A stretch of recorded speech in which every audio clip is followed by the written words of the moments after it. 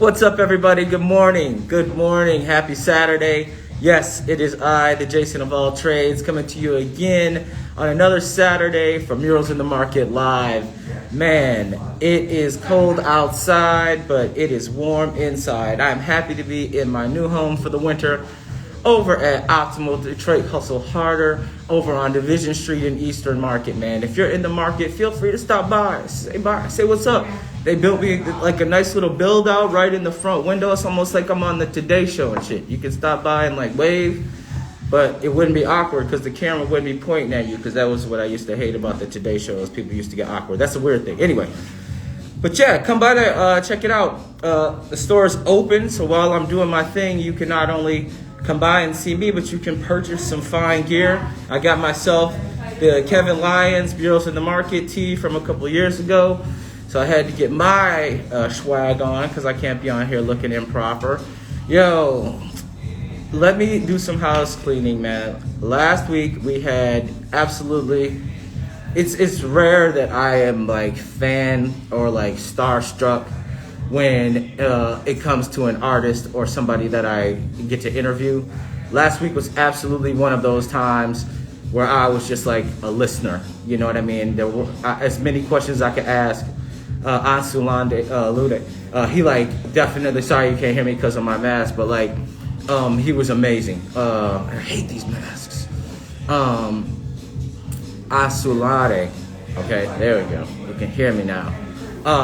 So if you have a chance, go back and check that interview out.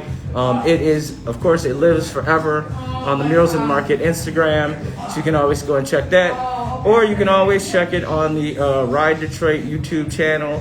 Please watch and subscribe. Go check it out over there. All my murals in the market, 30 plus. Can you believe it or not? 30 plus artists live on my YouTube channel, so you can go over there and check that out. And not only do we do these amazing lives, but we do tours of Murals in the Market. Yes, I am the official tour guide for Murals in the Market. And what makes me the official tour guide is exactly this, is that not only when you come on a tour, but you get all the inside stuff that you're going to hear today, plus some. It's super awesome, man. So we offer that tour, and in the spring and summer, we add e-bike tours to that. So you can definitely check us out on our newly revamped website, ridedetroit.com. Wow, my girlfriend Amy worked super hard on it and got this thing, and she's not even a website person. So this thing is super intuitive. It talks about everything. So if you have any questions about me, Ride Detroit, or our mission statement, or what we're doing all out here, it's all there on the Ride Detroit website. So without further ado, I mean, look at that timing, man. It's almost like a well-oiled machine. This week's guest, I see, just joined in, so I'm gonna wait for them to send me an invite so they can get brought in. But this week's guest is James Bullock. He is in Germany right now, and he's been living there for about a decade. So I'm going to go ahead and bring him in so we can get into this thing, because I talked to him 6:45 Eastern time, our time, and they're 6 hours ahead of us. And he said, man, you're an early riser. But I wanted to make sure that I got to talk to him. James, what's up, brother? Man, how's it going? It's good, man. Can you hear me? Good. I'm actually going to put my AirPods in while you're talking, so I can hear you a little bit better, and maybe cut out some of this background noise on my end. But thanks for joining us, man. I got two kids around here, so I got some background noise on my end too. But No, that's all good. That's the good kind of background noise, man. Kids are a beautiful thing, dude. You know what I mean? One of my own. So, James, man, we talked earlier. And, you know, from the way it sounded on my end, it sounded like you just moved to Germany, but you've been living in Germany for quite a while now. yeah, man. I've been here for either just over or just under 10 years. I don't know. Yeah, 10 years, man.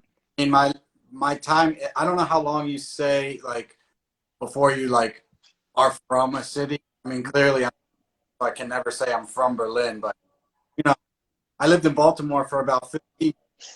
That's where I'm from. I normally say Baltimore. That was the last place I lived. I'm going to be there soon. Your mic is kind of dipping in and out, so I'm going to do my best to hear you. All right. Let me try. I got this on like a holder. Maybe that's fucking it up. I guess I'll just hold. Is that any better? That is much better. Let's see if that Yeah. one works a little bit better. Sorry about that, brother.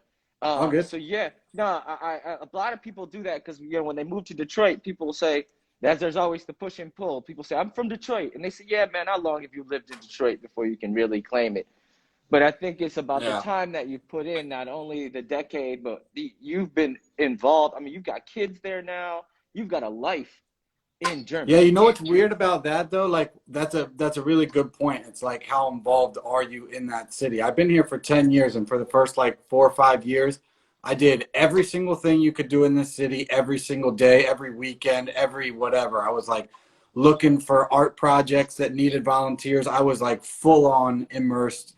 I had so many friends. It was just going crazy. And then work started to pick up for me. My career started to take off, and I started to kind of just focus on that. And then, four years ago, we started having babies. And now I don't do anything in this city. People are like, how's Berlin? I was like, I don't know. Don't ask me. I got no idea.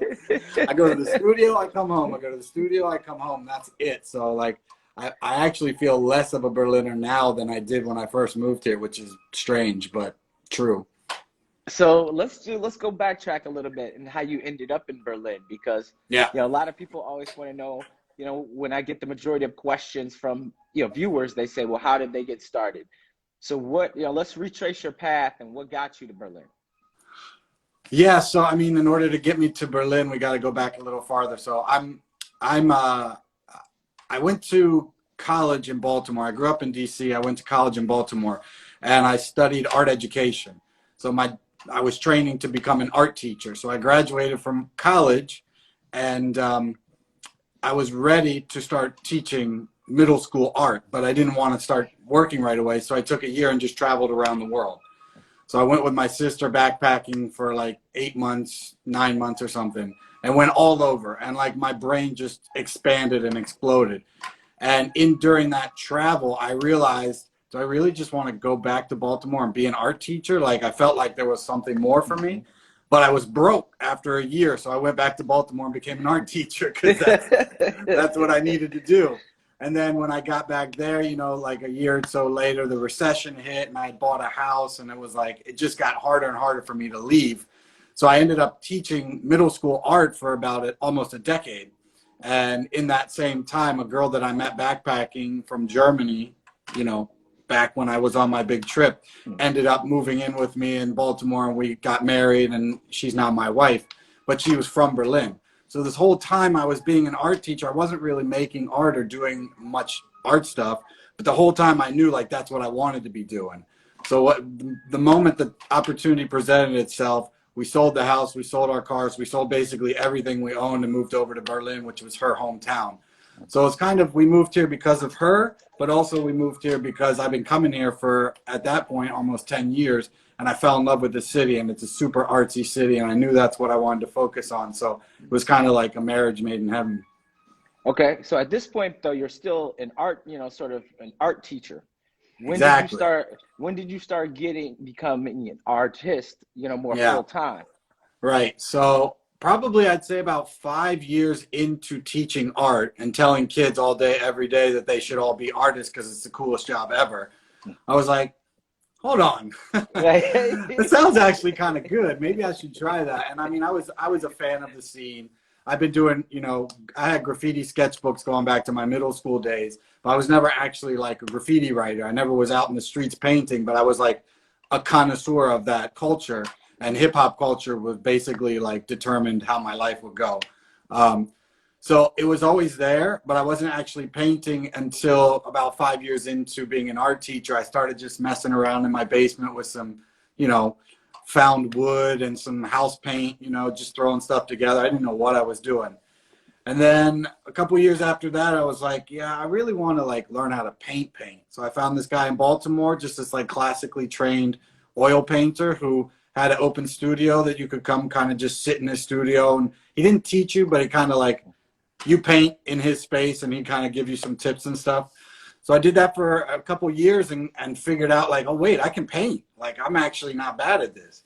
So that was all I needed. Once I figured that out, I was like, all right, I'm quitting this job. I'm moving to Berlin. But when I got to Berlin, to be honest, I had only maybe made 7 paintings. And my plan was to move here to become a full-time self-employed artist. And I was like, yeah, why not? Like, that should work, right? I had no idea how crazy and stupid that was. And, you know, lo and behold, a couple of years later, it kind of worked. It was completely, I was just that naive and confident and egotistical, but I was just like, yeah, let's do that. And then when I got here, I realized, oh, this is a city full of people with that exact same dream. And very few of them are going to get it, but it kind of worked out for me. So were they receptive of you when you first got there as an American? You're in Germany and you're saying, yo, I'm trying to come over here and do my thing. And you guys seen? Yeah, I mean, I wasn't really jumping into anyone's scene, really. I was just trying to do my own thing. And Berlin is such an international art city. You know, like, I had hundreds and hundreds of artist friends when I first moved here, and few of them were German. You know, they were all like me, coming from Peru and France and Australia, coming here to do what I was doing. So it was quite common. But yeah, I wasn't like coming in like, I'm this guy now, like I'm somebody, everybody take notice, because I was nobody. I didn't even know what I wanted to paint. So I came in here and I was kind of, it was the opposite. I was like, teach me. What do you have to offer me, Berlin? Like, show me the way. And luckily, like, I was coming to be an oil painter. Like, as much of a fan of graffiti I had never really used a spray can. I'd never done a mural or even really, I knew that culture because I was following all those artists. I was a huge fan of Juxtapose and High Fructose. But when I got here, just by chance, some of the people I met were kind of like hopping fences into old abandoned factories and painting. And I was like, oh, word, let's do that. So I started doing that, and it just kind of clicked, like the little bit of oil painting training that I had. And then like I picked up a spray can, and I didn't try to use it like a graffiti artist would, because I wasn't trying to paint graffiti. I was trying to paint like portraits and shit. So I picked up the can with the mentality of an oil painter and kind of used it that way. And it worked almost immediately. And I was like, oh, this works. And I always credit that, like, if I had been a graffiti writer, I don't think I ever would have been able to paint the way I do. Because I would have, you know, used the cans in a different way and laid down flat colors. I was painting everything like real far away from the wall, like, you know, like blending and fading. Whereas if I was trained as a graffiti guy, I would have been like right up on the wall painting, you know. So it was kind of, it all just fell into place for me quite easily, actually. Wow. So at that time, you were already establishing, like you said, sort of a style. You were doing portraits. Like you said, you never really did any other graffiti, quote unquote, type stuff. You just stayed within your world. I did some of that. It was kind of like I was learning both at the same time, because the paintings I was making that I thought I was going to come to Germany and make were like oil painting portraits. They weren't graffiti. So when I got a can in my hand and I went out to a factory, I was like, I'll just paint what I've been painting. You know, it wasn't, I was just kind of continuing what I was doing in the studio. And then of course I got into the graffiti thing a bit, you know, like there was a couple nights hanging from rooftops with 20-foot rollers and shit. I did enough of that I can say that like I kind of got the idea of what it's at. But I'm by no means, I never claimed to be a graph guy. Like every once in a while now I'll post a little graffiti piece that I have done, but it's pretty childish compared to most of my friends that did that. Yeah. So when was your first, no, let's talk about mural. When was your first big, you know, when did you step into that world? You know, so now you're doing, you know, sort of more fine art, you know, oil stuff. Now you're talking big time. What made that leap happen, you know, from this to that? Yeah, I'm like I said, when I moved to Berlin, I was just doing everything. Like I was just taking on whatever. So that was just one of the things that I took on. I also started my own radio show. Like I was doing murals, I was doing oil paintings, I was doing live events, I was doing all of it. Yeah. But the mural stuff, I kind of linked up with this other American artist, and we kind of started a little duo under a different name. And we were just hungry for walls. We were taking any walls we could. And as I said, in Germany, one of the benefits of living in Berlin is there's tons of these abandoned, like World War II era factories everywhere, and they're huge. And you could just go paint for an entire day and nobody will mess with you. So like without that, I never would have had the confidence to go to like a true like graph yard and practice painting a hand or something, they would have laughed me out of there and been like, get out of here. Right. But in those like secret spaces, you have time to kind of like figure out what you're doing. And me and this guy together, we kind of like developed a little thing, and then we were hitting up festivals like, can we come paint? Didn't get paid for anything. We're just doing free walls, and those walls slowly got bigger and bigger. And we told everyone we know how to use lifts and all that. We had no idea, but then they started giving us lifts, and we were like, all right, now let's learn this tool. And we just kept scaling up until eventually like people started to kind of take notice. And let's see, my first real mural, I don't even know, it was kind of like that, you know, these festivals around Germany, little festivals that nobody knows about. And we just started painting them, you know, like just kind of showing up with a basic plan and just doing it, figuring it out. Yeah, it's kind of grown pretty big from there. So when you decide to do a mural, do you take into consideration where it is? Are you, you know, if you're like in a community, do you ever talk to the community about like, or do you even just research it and say, hey man, what am I doing here? Or do you just go in and say, I'm doing my thing? I mean, not to make it sound like I'm doing my thing, but I mean, if you ever, you know, some artists are definitely deeply connected to the community when they do that stuff, you know? So do you think about that kind of stuff when you do your work? I'll tell you, I mean, look, I'm a portrait painter. And on top of that, I'm a realistic portrait painter. So when I paint a person on the wall, whether I want to or not, it becomes at least a little bit about the person that I've painted, right? Mm-hmm. So a lot of artists can get away with not worrying about those kinds of things.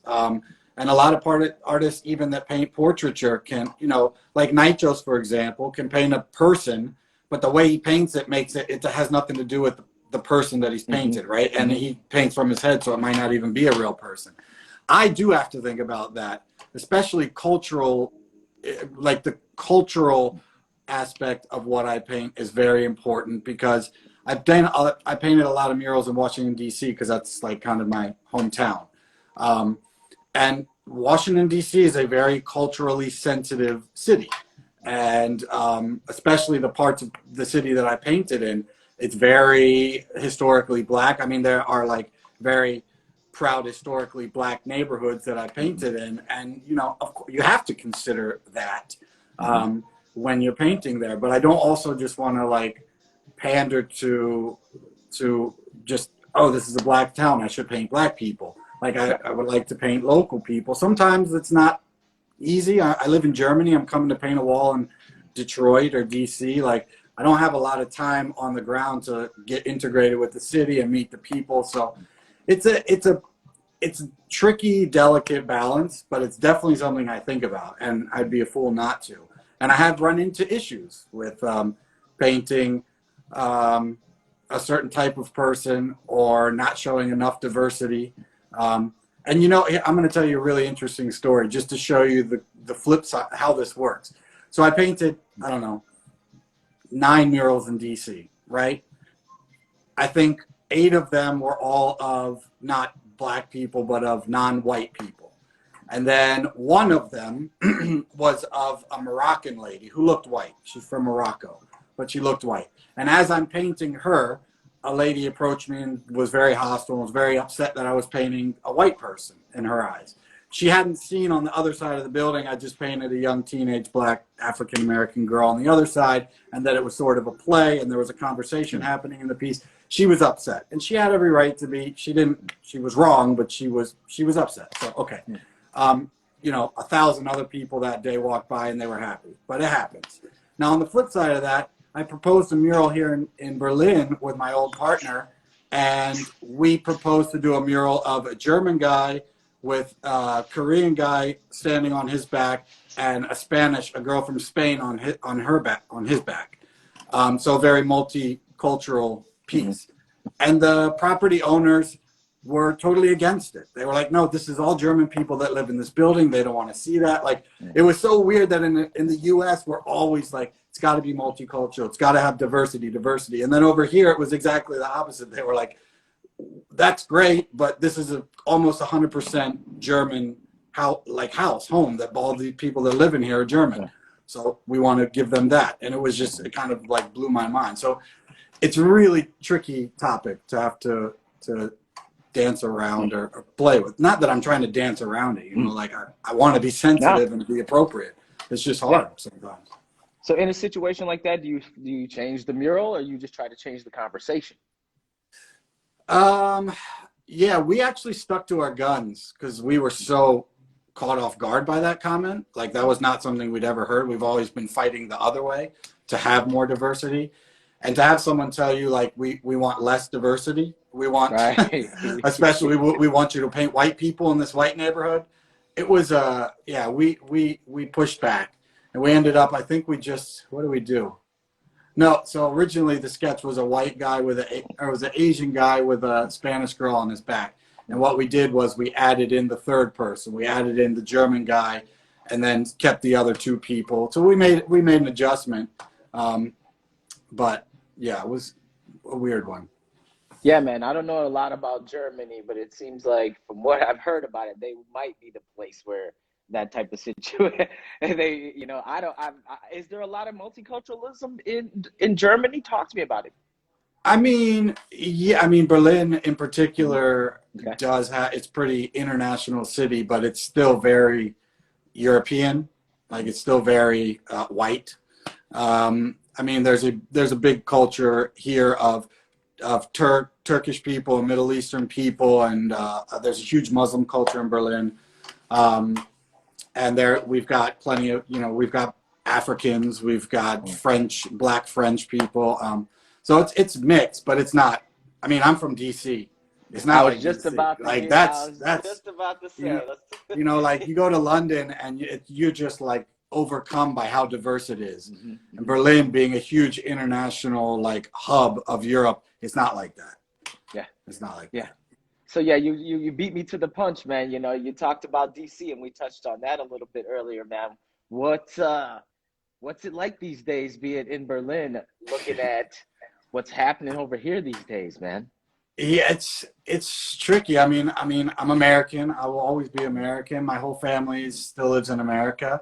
Every morning when I wake up and have breakfast with my girls, I watch the NBC American news. You know, like I'm still tuned in, and it's just wild watching, especially from an outsider point of view. You know, like kind of watching America and everything that's happening in America, but not being there and being here, and also being that weird person in another country that everybody identifies as like, oh, you're an American guy. I have all these thoughts about America that I want to tell you, and I'm like, I don't want that. Like I'm not your person. Whenever these things, like just recently, these big cultural events that happen in America, people want to talk to me about it and want my views and my opinions on it, and it's uncomfortable because I feel like I'm forced to be the representative of an entire country. You know what I mean? And I'm not. That's not my thing. You want to talk to me about art? I'll talk to you all day. But politics and all that stuff, it's rough. So, and it does come my way quite a lot. So, oh well. I bet, man. But let's do exactly that and bring it back to the art. You did your first mural. Now are you starting to get your feet wet? And you're saying, all right, you're doing festivals. You're like, did murals start to become more your thing at that point? You know, or were you still doing more fine stuff? You know, it's interesting. I think almost yearly, the balance shifts. You know, like one thing that I always wanted and have done and will continue to do is have a balance where I'm doing some murals and I'm doing a lot of studio work, because one without the other gets really boring and really sort of tedious, you know, especially the way I paint, oil painting, like sitting in a chair for 12 hours in a row, just like this with teeny tiny brushes. I can't do that when I don't have like a project on the horizon that I know, well, next month I'm going to be in New Zealand hanging off a building, you know, like I need that adventure to make the mundane studio stuff like palatable. I love doing that, but I just need breaks. And also I know friends of mine that just do murals and travel around from wall to wall to wall. I can't do that either. Like that, I'm too old for that. I'm 42. I can't do it. Like I like the adventure of it. I don't like it when it becomes a job. And painting murals is rough, man. Especially I kind of fell into the really big wall scene, you know, like, and I go to a festival and I've noticed a couple years in a row, every festival I went to, they were just offering me the biggest wall every time. And I was like, I don't want to be that guy. Like, I've got the same amount of time as everybody else, right? We got 1 week and you want me to paint that? So I've kind of pulled back on the mural thing a bit just because it's so rough, you know? But every year is kind of different because I'll have a big exhibition one year and I'll be like super focused on studio stuff. And then I have my show and I'm like, all right, next year I'm going to do like a bunch of walls and just kind of get, you know, relax a bit and do that. But I don't know. There's no real rhyme or reason to it. You start having babies and it gets a lot more difficult to travel back and forth to the U.S. and all over the world to paint walls. So I do have to be more selective. And actually right now, I'd say a lot of my income comes from painting murals more than what comes from doing my studio work. And it's crazy to think about, but I spend about 90% of my time in a year working on studio work. And I make about 90% of my income from painting the murals. So it's like, it's you know, it does tempt me. It's like, well, shit, if I can make more money doing walls, why aren't I doing more walls? But, you know, I think in my heart, I'm an oil painter. And that's just, I hope to rejigger that balance soon. What's the biggest wall you've done to date? I mean, I tend to not paint the whole wall when I do murals, you know, like especially big walls, I don't do like a full background sometimes. So I'll just do a figure kind of floating up. So to say I painted a 14-story building is a little misleading. But I've painted in DC, actually. I painted 2 side-by-side 14-story buildings. And I painted like a figure at the top of one building and then a grouping of kids down at the bottom holding a rope, kind of like holding the girl down so she didn't float away. So that was the biggest project. I mean, that was hanging 14 stories from a swing stage, you know, painting a girl, painting a female figure. The finger, just her one finger is like the size of my whole body. You know, that gets pretty wild. And I look back at those pictures and I'm like, damn, I did that. That's crazy that I did that. So that was probably the biggest project. How long did it take? 2 weeks, you know, 1 week per building. Just, you know, had to smash it out. Ooh, yeah, it was crazy. That is rough, man. So what year was that you did that? I don't know, 3 or 4 years ago, probably. 4 years ago? Okay, yeah, so after you did your murals in the market thing, so yeah. let's talk about murals in the market, man. How'd you end up in our lovely city, man, hanging out with your murals in the market crew? Well, how did that well, actually, it's interesting. My path into murals in the market was a little bit different. I think Rula and the team out there invited me one year, but I couldn't come because I was doing other projects. And then, so ThinkSpace is a gallery that I worked with for a lot. Like I've had most of my shows with ThinkSpace. And I was having a baby 4 years ago, and I was supposed to have a big solo show at ThinkSpace Gallery in LA. And I told them there's no way I can make enough work. I'm having a baby. So they were like, all right, well, we're doing sort of like a side show. They were going to curate a show in Detroit at Interspace Gallery. And they were like, what is it? Interstate Gallery? Interstate, yeah, sorry. Yeah. So they were doing a show at Interstate, and they were like, why don't we do like a mini solo show of you in Detroit, since you can't do the full show in LA? And I was like, yeah, perfect. So I'll do like 4 or 5 paintings, come out to Detroit.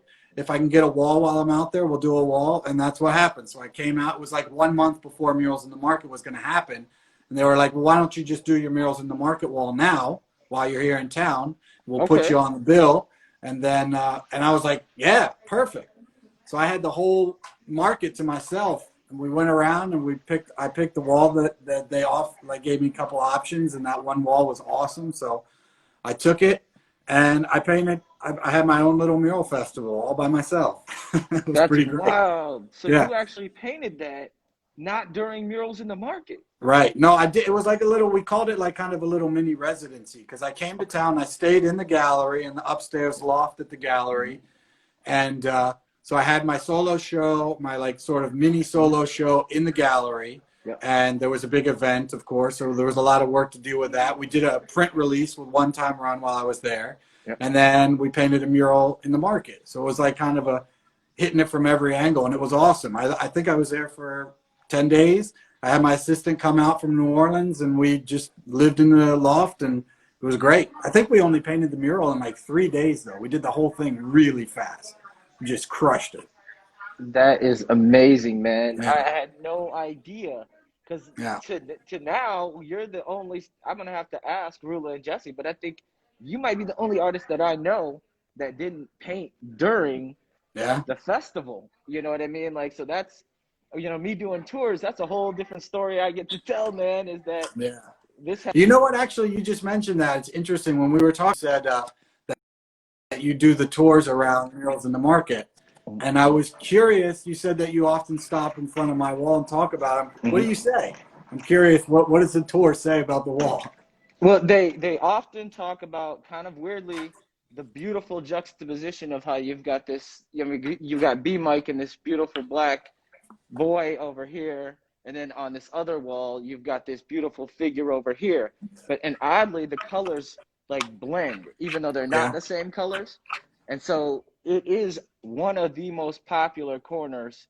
It might be the most popular corner that we have in the project. I mean, people often stop there, and I have to ask them to leave because they're taking pictures at both murals, you know. And then you're right across from Wheezy, who's right over there, right around the corner from Patch Whiskey and Ghost Beard. I mean, it's a hot corner, man.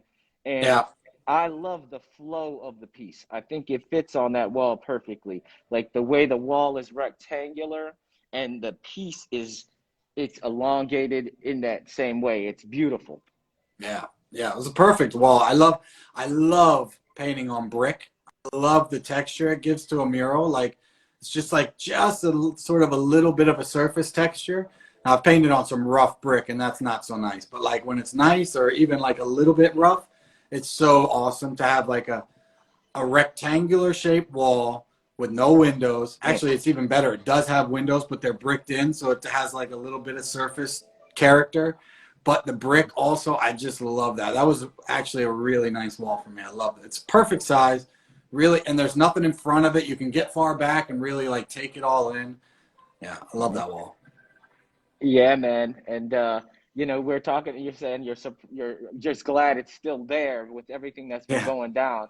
I don't see that changing anytime soon. You know, it's become, once again, sort of the signature walls of the market, man. So I've gotten lucky. Going anywhere. I've gotten lucky with like a bunch of events and mural festivals, and even just places like the Bushwick Collective, right? Where I get lucky and I get nice walls offered, and then those walls tend to stay for a long, long time. And I'd like to think that has to do with the artwork that's there. People want to keep it. But I also think I just get lucky sometimes with walls. Like I painted a wall in New York that was like almost inaccessible, other than I had to paint it between the hours of 4 a.m. and noon. That was the only window that I could paint there. And I was like, well, damn, if I paint this, no one will ever paint over it, because who's going to be that dumb to come wake up at 3 a.m. to go paint? And I did, and it's been there for like 9 years, right in like Bushwick, right in the main drag. And so sometimes you get lucky like that.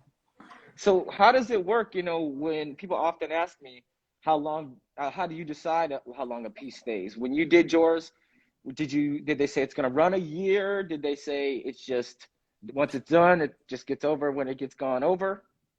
I mean, I don't think I ever ask or even think, unless it's a paid wall. If it's like a commission wall, then I expect that it's going to stay there. But for like mural festivals and projects like that, it's like I do those events. Like Murals in the Market was kind of a weird one because I was there by myself. But people ask often, like, why do you go bust your ass for a week at these events and paint these massive, beautiful murals, and you don't even get paid for that? I'm like, that's the pay for me is the event. Like it's like a rock concert, and I'm one of the artists. You know, like I get to go and see my friends and hang out and party and do what I love, which is paint and show off like my skills. Once it's done, and I've got the photos and I've got the experience. I mean, best case scenario, it stays forever. But if they paint over it the next year, I'm a little sad inside, but that's the name of the game, and I'm totally fine with that. So that's why I'm always surprised and like happily surprised when they do stick around. Like it feels like a bonus to me if it's there 3 years later.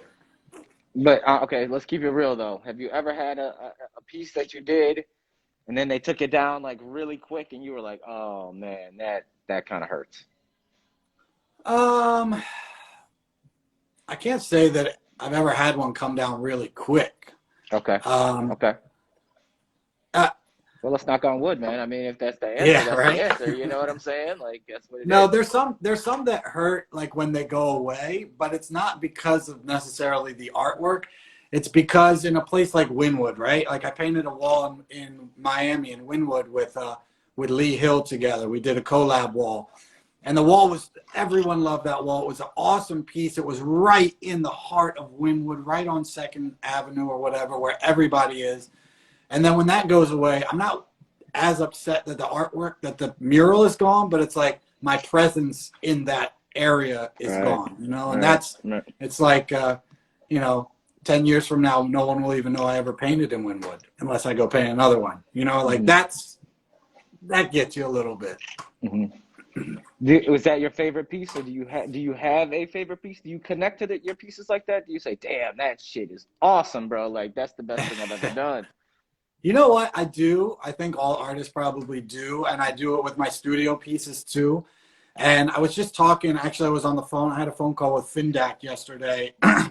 And we were having a conversation about like how artists, they sometimes have trouble knowing which pieces of theirs are their best pieces, because I connect to works of mine for maybe the wrong reasons, you know, like I will fall in love with a mural just because I got this one strand of hair, like just crushed it, you know? And like overall, the piece is maybe not my best, most identifiable piece, but I just can't get over, like, look at the fingernail on that one. Like, look how good I did the fingernail. Right. So there's some that I connect to like that are probably my favorites. I would have to say the Murals in the Market one is definitely up there.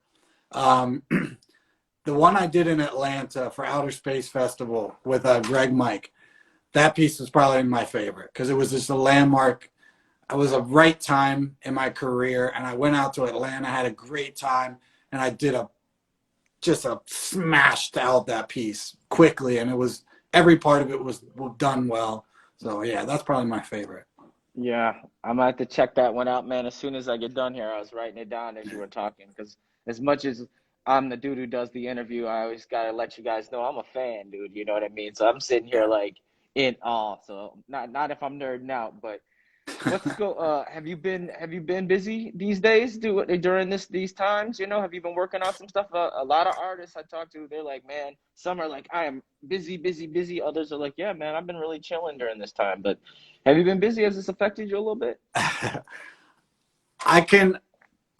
I look at this whole pandemic, and as far as I'm concerned, it's drawn a line in the sand between two groups of people, those with kids and those who don't have kids. And doing this last year with two little girls, I have a completely different experience than most of my artist friends who don't have kids. You know, like I feel like a lot of people took this opportunity to just work and experiment and spend so much time in the studio, and they're not worried about planning their travels and all that stuff. And I would have loved to do that, but I got two kids that aren't in school, well, aren't in kindergarten. So I'm basically only working about half as much as I would have this year normally. So I've been productive, and I've been doing a lot of experimenting, and I've used my time to kind of like try things that I wouldn't have otherwise done, doing a lot of commission paintings and stuff, and doing like kind of weird paintings that I wouldn't have necessarily done for an exhibition. So I've been staying busy, but most of my busy is just being at home, being like the best dad I can be during these crazy times, you know. And I'm a really good dad. I'm really good at it, and we have so much fun. So that's been my main like focus, just making sure my girls don't feel as weird as this should make them feel, you know. Mm-hmm. And my wife and I have been doing a really good job about that. So to the lack of art, you know, to the, you know, I don't know how to say it, but it's taken its toll on my career, definitely. But I'm fine with that. I'm at a spot now where I can handle a pandemic and make sure my kids are all right, and I'll be all right, and that makes me feel really good, you know. Absolutely, man. I got a 6-year-old daughter. I know Yeah. exactly what you mean, man. You know, this pandemic, life took a whole different meaning and a whole different turn, but it's also brought us much closer together, man, as a family. Yeah. So I'm Yeah. into that, man. I'm definitely. Yeah. But you know, I want to know about this experimental weird art that you're talking about. You know, like we're gonna. What's going on with this? Can you explain? Well, I'll say it like this, like for the last, I don't know, for if we rewind 10 years ago when I first got to Germany, I was focusing on trying to develop a style, trying to find my own voice artistically. And then once I found it and kind of landed on this sort of fractured, broken glass looking style, I just went hard. And I was just like, all right, how can I just explode this? Like, I want to do this thing, but I want to just do it in so many different ways. And then a couple years ago, I started playing around with some other things, like this peeling effect where it looks like the painting is peeling off the wall. And now I'm kind of like just going hard into that. And I've had these other ideas come around, but I've kind of been like, I want to really, before I jump ship and start doing something else, I want to really see what I can do in this little world. Mm-hmm. So now I'm kind of just slowly branching out in different ways, like different ways I can do this peeling effect. And like, I don't know if you've seen them, but I started doing last year these like hidden word pieces. They're like graffiti words hidden in the peeling wallpaper. Yeah, And like stuff like that, where it's kind of still what I do, but it's kind of like just branching out a little bit, you know, instead of maybe dissecting a figure like a girl, I've started maybe experimenting with dissecting an object. You know, like I've just recently been showing just showing a couple little sneak peeks at this painting I'm working on now, this spray can that's exploded in my sort of fractured style. But it's like instead of a person, it's an object. And that kind of opens up a lot of doors of like, could I do lots of objects? Could I do any object? The answer is no. A lot of stuff just doesn't work. And some things just like, why am I doing that object? So there's a lot of things I can do there. I'm also kind of getting back into drawing with a pencil, which I haven't done in a while, but this pandemic, like that's something I can work on from home. That's not toxic. That's going to kill my family. So, you know, kind of just doing things that when I'm in the normal churning out an exhibition, I don't have the luxury to kind of play around with those ideas, and now I do. Okay. Well, where can we see some of this new art? Where can we support you? Where can we buy some stuff, man? Where can we do this? Well, I mean, I got my website actually just after 10 years of having my own website, put a shop on there like a couple weeks ago or a couple months ago. Okay. So now people can actually buy prints right off my website, which is nice. I guess the best place, like everyone else, is probably Instagram, but I'm horrible at Instagram. If I'm lucky, I post 1 or 2 times a week. And I have this horrible habit of not posting my work until it's finished because I'm so particular. I mean, you can tell by looking at my art that I'm very like anal and specific and particular about my work. So I'm very self-conscious about showing it when it's not like finished. But I know people like to see that, so I'm trying to do more and more like showing process and you know, like I just posted recently a time lapse. I got a new gimbal little like camera that can do time lapse real easily. So I'm posting more of that stuff. But as I'm painting this one section, and this one section looks so good, I just can't stop looking at that section that I haven't done yet. And I'm like, I don't want anyone to see that. You know what I mean? So yeah, I live with it. Being that anal, when do you decide that it's done? How do you decide it's done? Do you have to actually peel yourself away and say, man, this thing is done? or do you say, I'm satisfied, I can finally let this thing go? I mean, a lot of times it's determined by deadlines. You know, if I've got a show coming up and I know I got to finish this piece because I still got to do that one and that one and that one. So I kind of get it to the point where it's done enough, and that means it's done. But I paint in, so the way I paint kind of determines that as well, because I paint in layers. So I'll paint the entire painting, or I'll have my assistant paint the entire painting rough, just the whole thing one time. And then I will come back when that's dry and repaint the whole painting on top of that. And normally I'll do that in such a way that I'll paint, for example, I'll spend an entire day in the studio just painting a hand that's about, half the size of real life. And I'll spend an entire day painting that. And I will not stop until that hand is done. And that hand needs to be done before I can go home, right? So next day I'll come in and do like the left sleeve of the shirt. And I'll just make sure that's done. So I kind of go through the whole painting like that, almost like a inkjet printer, And I do murals the same way. When that spot's done, it's done. And I know it's done, and then I'll move on to the next part. So by the time I finish the last part, I know the painting's done. It's not like I need to go back and tweak things and move things around. I do that, but it's minimal. So it's kind of like once I've gone through the whole painting on that second layer, it's done. Awesome, man. Awesome. Brother, I want to thank you for coming on today. See how fast the time goes? I'm like, it flew by. And I knew once I talked to you at 6:45 our time this morning, I said, I just got to hear your voice, man, see if we can vibe. And I knew we'd be able to connect, dudes. And I love your work. I love everything you're doing. You got anything coming up that we can look forward to, or you just I've got yeah, I mean, with the pandemic, it's tricky because things are so unsure. But I got a couple very interesting exhibitions lined up, shows at potential. I'm kind of feeling out some new galleries and trying to figure out what my next moves are. So I guess the easy answer is no. I got nothing solid on the horizon, but I got a bunch of fire. That's what's up, man. That's what's up. As long as you're happy and you're working and you're in the studio and you're being a good dad, that's all that matters, man. You know what I'm saying? Once again, James, thank you for coming on today. Anything you want to say before we take off? Nah, man, but I do. People chimed into this. I mean, if you're into watching this kind of interview thing, everybody should check out my podcast, Vantage Point Radio, which is just vantagepointradio.com. You can find it on Instagram, find it everywhere.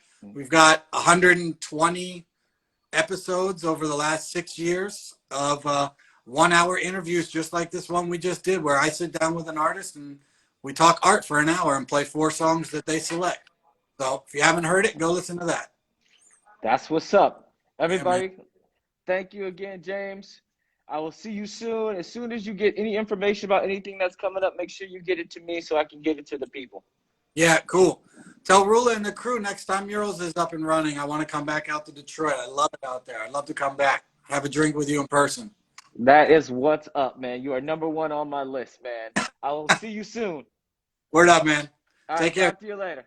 Later. All right. Ladies and gentlemen, James Bullough, there it is right there, man. Another one in the can, another awesome one, another one that you can go back and watch again and again and again, because you're going to hear something new every single time you watch it. I'm sitting here taking notes because I'm a fan and I got all kinds of stuff I got to look up. Thank you again for hanging out with me on a Saturday afternoon. We do this every Saturday at 11 a.m. on the Murals in the Market Instagram.